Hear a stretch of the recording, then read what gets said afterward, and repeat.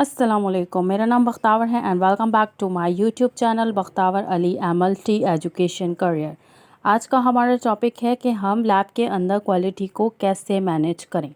Lab के अंदर quality को मैनेज करने के लिए सबसे पहले हम देख लेते हैं कि क्वालिटी होती क्या है। Quality is to meet the customers demand at cost effective level.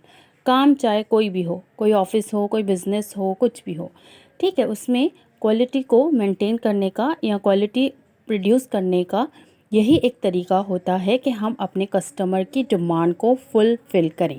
Lab में भी एग्जैक्टली ऐसे ही होता है। जब हम अपने कस्टमर की डिमांड को फुलफ़िल करते हैं एट कॉस्ट इफेक्टिव लेवल, जिसमें क्या होता है कि हम उनको टाइमली, एक्यूरेट और रिलायबल रिज़ल्ट प्रोवाइड करते हैं, जब भी हम लैब के अंदर क्वालिटी को इम्प्रूव कर सकते हैं या क्वालिटी को मेंटेन कर सकते हैं।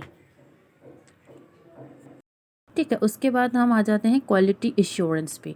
क्वालिटी एश्योरेंस अपने नाम से बता रहा है कि ये तमाम उस प्रोसेस को एश्योर करता है और 100 ये गारंटी देता है कि हमने अपने पेशेंट को और डॉक्टर को एक्यूरेट रिज़ल्ट प्रोवाइड किया है।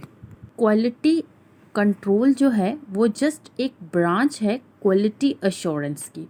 क्वालिटी कंट्रोल क्या होता है? क्वालिटी कंट्रोल हमारे पास वो क्वालिटी मटेरियल होते हैं जिनको हम लैब में यूज़ करते हैं स्टैटिकल प्रोसेसेस परफॉर्म करने के लिए, जिसकी मदद से हम अपने लैब के डेली रिजल्ट्स को मॉनिटर और एवेलुएट कर सकते हैं। ठीक है, क्वालिटी एश्योरेंस को अगर हम देखें तो क्वालिटी एश्योरेंस इस पूरे प्रोसेस को वो कंट्रोल करता है, जो स्टार्ट होता है कलेक्शन से लेके रिपोर्ट डिस्पैच तक, जिसमें आपके पास है right patient, right sample, right test and right time and right result है। करेक्टली सैंपल आपने सही पेशेंट का कलेक्ट करना है। आपने सैंपल राइट सैंपल यानी कि अगर डॉक्टर ने जो टेस्ट रिकमेंड किया है आपने वही सैंपल कलेक्ट करना है। ठीक है, आपने पेशेंट को टाइमली रिपोर्ट करनी है, आपने टाइम पे रेड टेस्ट परफॉर्म करने हैं, आपने टाइम पे रिजल्ट डिस्पैच कर। क्वालिटी एश्योरेंस को दो पार्ट्स में डिवाइड किया गया है, internal quality assurance and external quality. External quality control में हमारे पास नेशनल, इंटरनेशनल और रीजनल लेवल पर बहुत सारी एजेंसीज़ होती हैं, लाइक इकास, कैप। तो ये एजेंसीज़ हमें सैंपल प्रोवाइड करती हैं, वो सैंपल जो उनके लिए नॉन होता है, बट जिस लैब को वो प्रोवाइड करती हैं उनके लिए वो अननोन सैंपल होते हैं। तो लैब में परफॉर्म करके उनको रिज़ल्ट फॉरवर्ड करते हैं। अगर हमारे रिज़ल्ट उनके रिज़ल्ट से मैच करते हैं तो वो एजेंसीज़ हमें सर्टिफाइड करती हैं।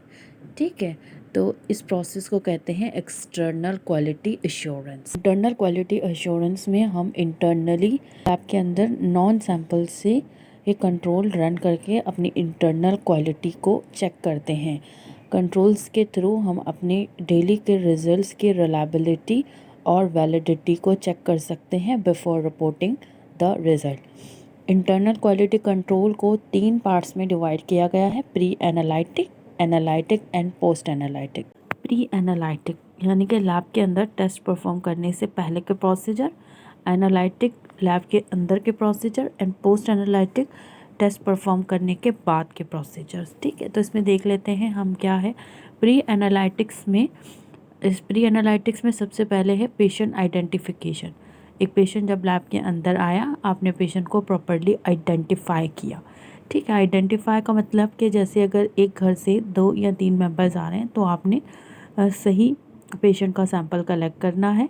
उसके बाद आपने उसके ऊपर प्रॉपर लेबलिंग बहुत ज़्यादा इम्पॉर्टेंट होती है। अपने लास्ट लेक्चर में लेबलिंग के बारे में काफ़ी डिटेल में बात की थी, तो थोड़ा सा यहाँ पर बता देती हूँ कि लेबलिंग में आपके पास पेशेंट का नाम, MR number, OPD number, sample receiving date और टेस्ट नेम प्रॉपरली आपकी ट्यूब के ऊपर लेबल होनी चाहिए। उसके बाद करेक्ट लैब के अंदर बहुत सारी कलर की ट्यूब्स होती हैं, लाइक पर्पल टॉप। अगर आपके पास सीबीसी का सैंपल है तो आपने ईडीटीए में सैंपल कलेक्ट करना है।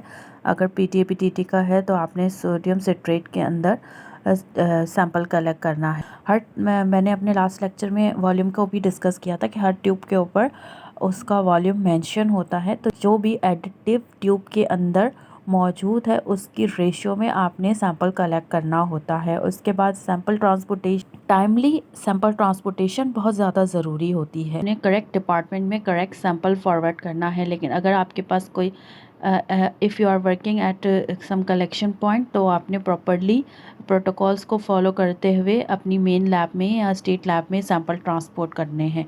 उसके बाद आ जाता है एनालिटिक्स। एनालिटिक्स में है राइट टेक्निक।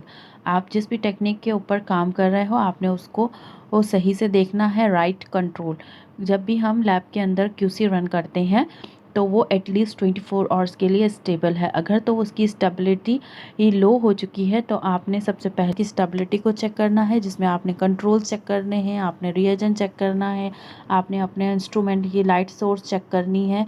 उसके बाद है exact time.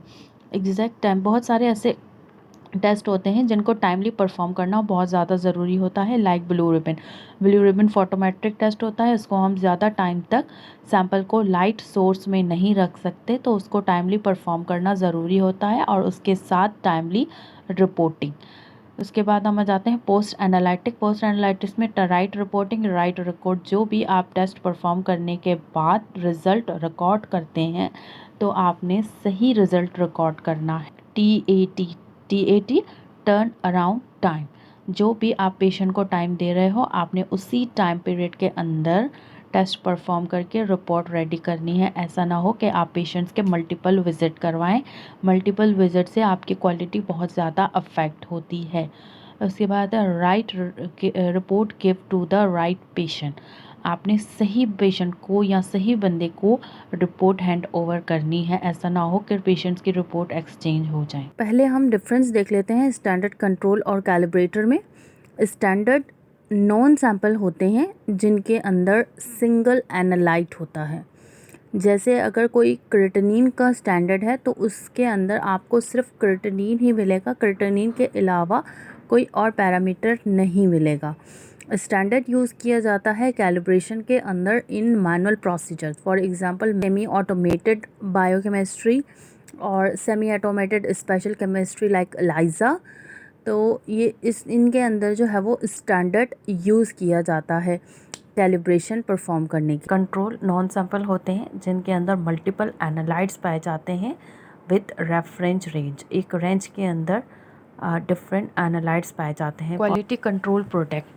Quality control product ideally prepared किए जाते हैं ह्यूमन सीरम, यूरिन और फ्लूइड से। कंट्रोल की डिफरेंट फॉर्म्स पाई जाती हैं जिसमें कुछ कंट्रोल हमें लिक्विड फॉर्म में मिलते हैं और कुछ कंट्रोल हमें लाइफोलाइज्ड फॉर्म में मिलते हैं, यानी कि पाउडर फॉर्म में मिलते हैं, जिनको हम लैब के अंदर प्रिपेयर्ड करते हैं।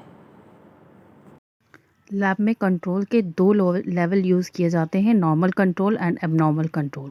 नॉर्मल लेवल के अंदर नॉर्मल रेफरेंस रेंजेस पाई जाती हैं सेम एज ह्यूमन सैंपल और ह्यूमन सीरम।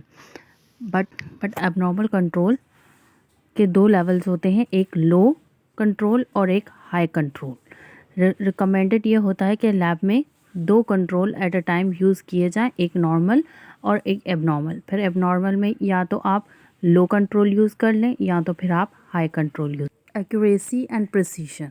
एक्यूरेसी क्या है? More than one result are close to target. एक से ज़्यादा रिजल्ट ने टारगेट के ऊपर हिट किया है तो इसको कहते हैं एक्यूरेसी।